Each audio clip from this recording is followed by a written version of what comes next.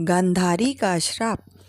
महाभारत का विनाशकारी युद्ध जब समाप्त हुआ तो गांधारी के सभी 100 पुत्रों के शव महल के परिसर में लाए गए।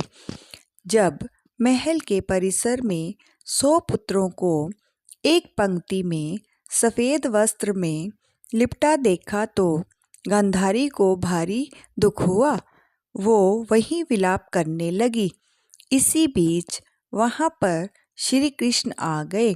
भगवान श्री कृष्ण गांधारी का बहुत आदर और सम्मान करते थे। श्री कृष्ण शोक व्यक्त करने के उद्देश्य से जब गांधारी के पास पहुँचे तो श्री कृष्ण को देखकर गांधारी को क्रोध आ गया। विलाप कर रही गांधारी ने रोते रोते ही श्री कृष्ण से कहा कि ये सब तुम्हारा ही किया हुआ है। गांधारी ने श्री कृष्ण से कहा कि श्री कृष्ण, यदि तुम चाहते तो इस युद्ध को टाला जा सकता था, लेकिन तुमने ऐसा नहीं किया। गांधारी ने श्री कृष्ण से कहा, इसके लिए मैं तुम्हें कभी माफ़ नहीं करूँगी।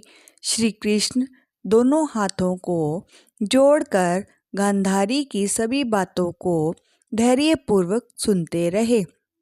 क्रोधित गांधारी ने भगवान श्री कृष्ण को श्राप दिया कि श्री कृष्ण, जिस तरह से मेरा वंश का नाश हुआ है, उसी प्रकार से तुम्हारा वंश भी आपस में लड़ते हुए नष्ट हो जाए। श्री कृष्ण ने गांधारी से कहा कि यदि इस श्राप के देने से आपके मन को शांति मिलती है तो ऐसा ही होगा। गांधारी को प्रणाम कर श्री कृष्ण वहाँ से चले आए और द्वारिका आकर रहने लगे। महाभारत का युद्ध समाप्त होने के 36 वर्ष बाद गांधारी के श्राप का असर आरंभ हो गया। श्राप के कारण द्वारिका में अपशकुन शुरू हो गए। एक दिन द्वारिका में कुछ ऋषि मुनि आए जिनका यदुवंशी बालकों ने अपमान कर दिया। इसके बाद श्राप का प्रभाव और तेजी से बढ़ने लगा। एक दिन सभी ने एक ऐसा पेय पदार्थ पी लिया जिससे वे आपस में एक दूसरे को मारने लगे। इस घटना में भगवान श्री कृष्ण और कुछ अन्य लोग ही जीवित बच सके।